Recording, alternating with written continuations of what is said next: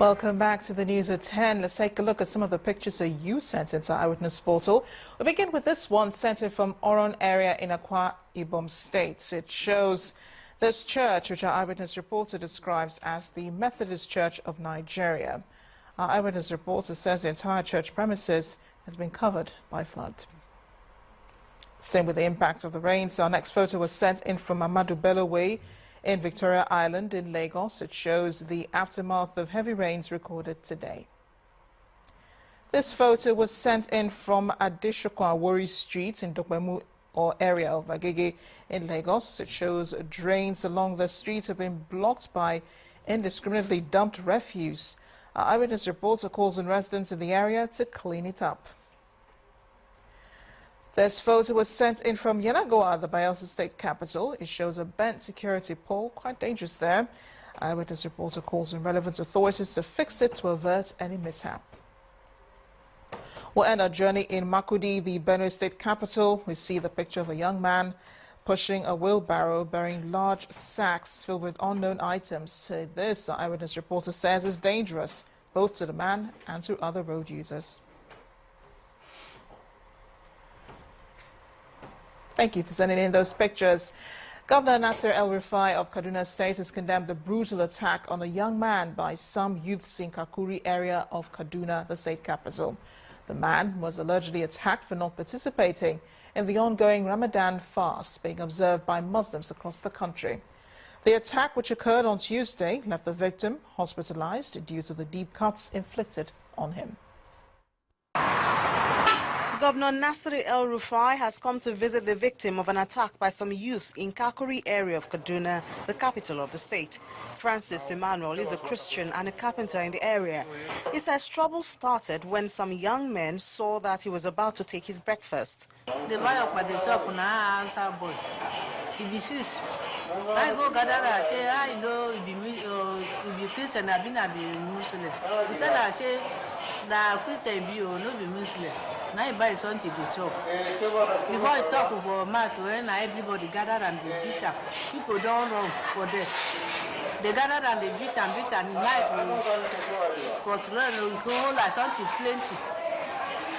Now one man they come, they got it for this place. Now they come.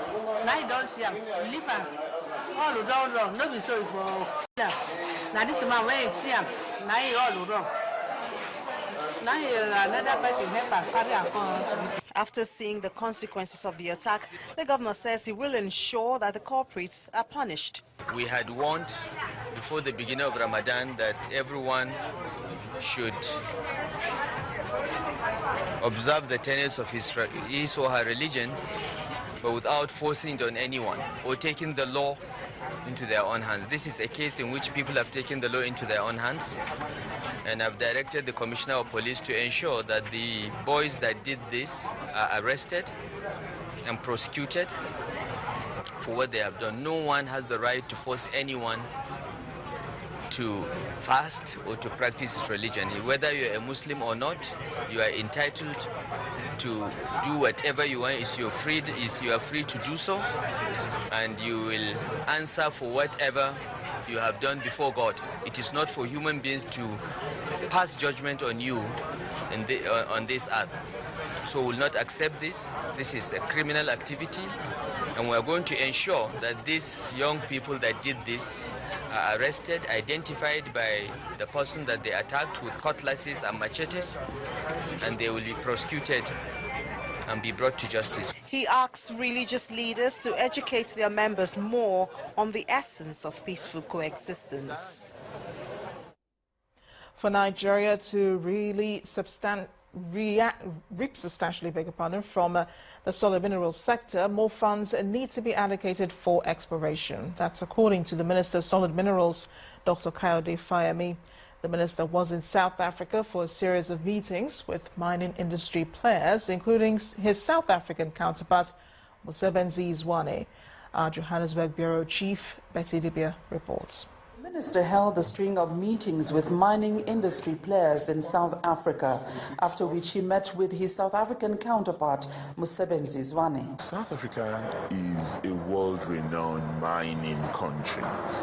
This is what they've done all their lives. Although they too are beginning to discover shale gas and oil, so they need some knowledge sharing from us on petroleum resources development.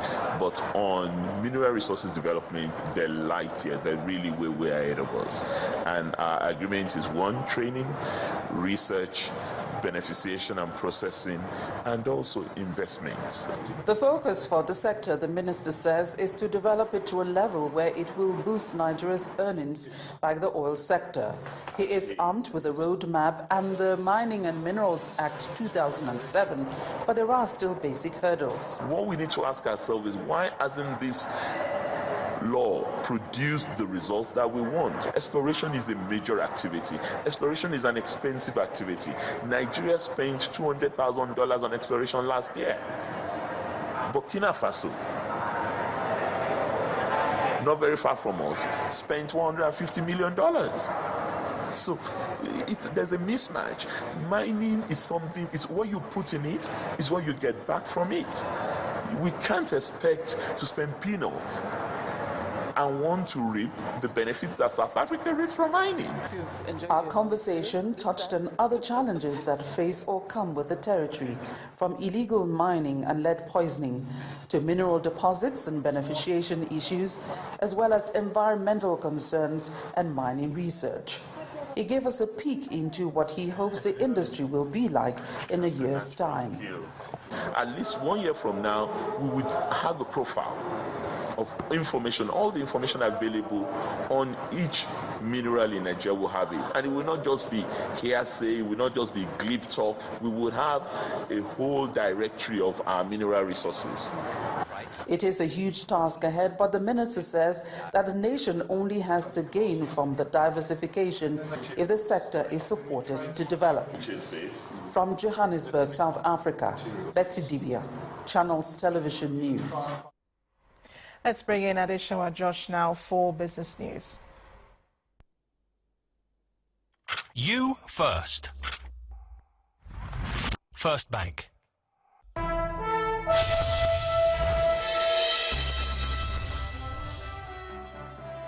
Thank you, Amarachi. Good evening, everyone. Welcome to Business News. The federal government has appointed Ben Akabueze, Director General, Budget Office of the Federation. Mr. Akabueze takes over from Tijani Mohammed Abdullahi, who was appointed DG Budget Office in February this year. Mr. Abdullahi will now serve as Special Advisor to the President on Planning and will continue to work with the Minister of Budget and National Planning. The Presidency, in a statement, explained that their redeployment is part of an ongoing exercise aimed at further repositioning the ministry to effectively deliver on its core mandate. A banker of repute, Mr. Akabueze, until his appointment, was a special advisor to the President on National Planning. He served as Commissioner for Economic Planning and Budget in Lagos State from 2007 to 2015. The Bankers Committee says it will soon roll out a framework for collateral registry in order to ease the process of securing loans in commercial banks. According to the Director, Banking Supervision at the Central Bank of Nigeria, the new framework will help increase the rate of financial inclusion. As at today, we have a financial inclusion rate of 60.5%. And you recall that the target is that by 2020, we should have 80% of the population included. So the central bank has agreed targets with commercial banks and also microfinance banks. And by the end of this year, 2016, we hope and are working towards increasing the inclusion rate by 8%. That means an additional about 6 million people to be covered. And strategies have actually been mapped out, milestones and everything have been mapped out to achieve that target by the end of this year.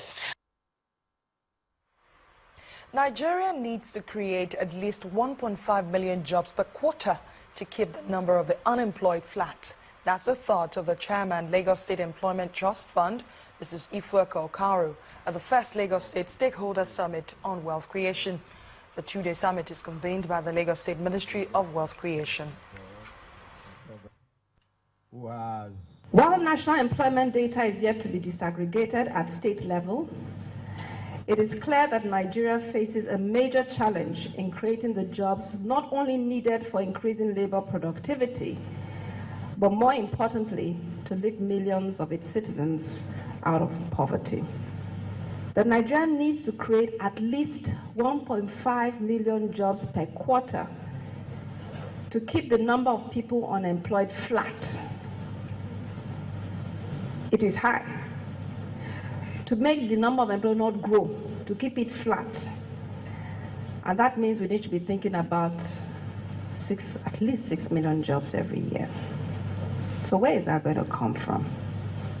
Though our economy faces significant headwinds, I expect this decade and perhaps the next to signal a period of policy coordination to drive sustainable inclusive growth that ensures economic prosperity for more than 170 million Nigerians.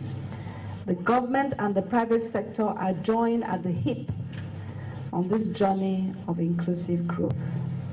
One cannot succeed without the other, and future interventions must be collaborative. And after a negative start in the week, the equities of the Nigerian Stock Exchange rebounded by almost 7 basis points today. Bolaji Akiwale tells us more.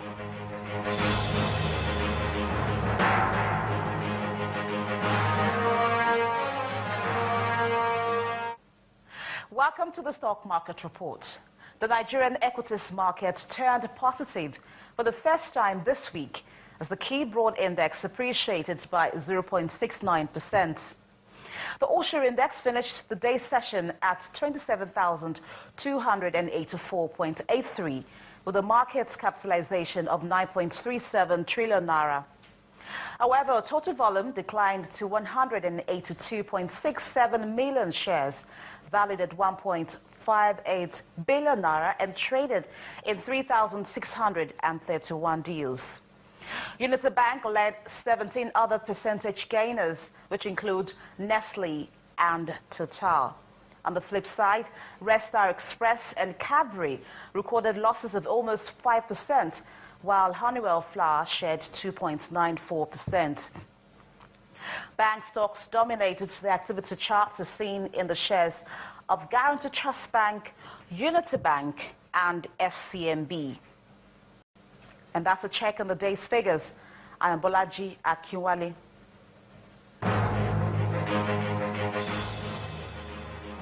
Thanks a lot, Balaji. And to other markets around the world, the equities closed sharply lower on Thursday globally following a pullback in oil prices, commodity stocks, and a weaker dollar amid concerns over the global economy's health. Here are some of those figures.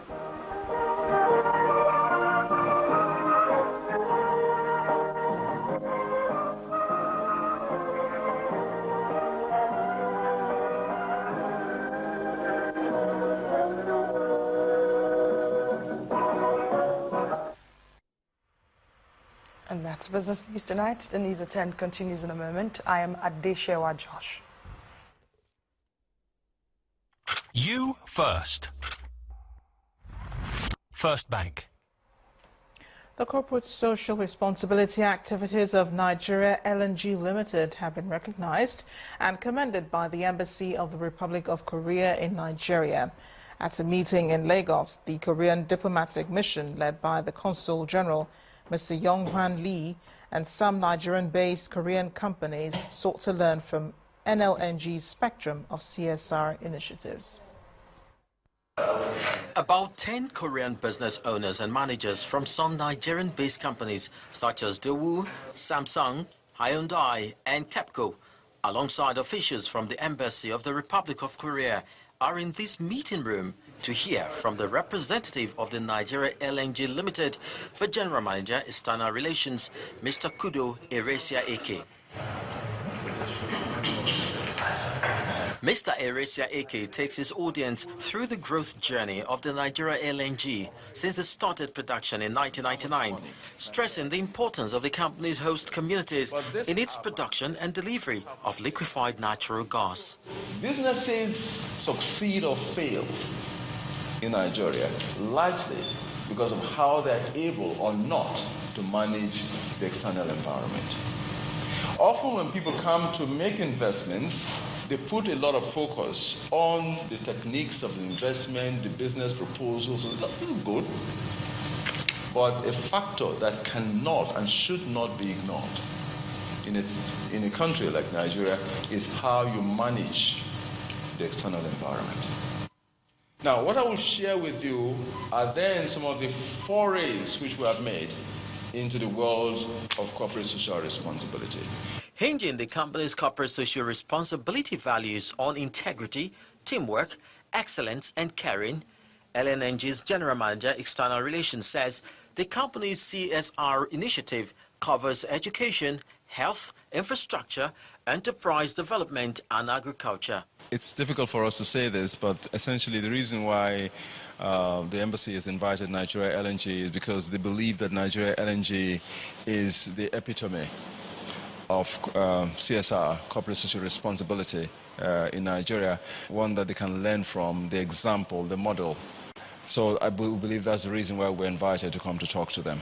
We're very happy to do this. The centerpiece of our CSR and indeed of our organization as a company is Nigeria. So whatever we can do to support our country and helping foreigners to help our country, we think is a great thing to do. The delegates from the Embassy of the Republic of Korea seemed impressed by what they've heard on the CSR efforts of the Nigeria LNG Limited and may want to adopt some of these initiatives as they operate in Nigeria. Still ahead on the news at 10, more tributes for late Super Eagles Cup winning coach Stephen Keshi. Fans describe him as an African soccer icon. More in sports news. Stay with us.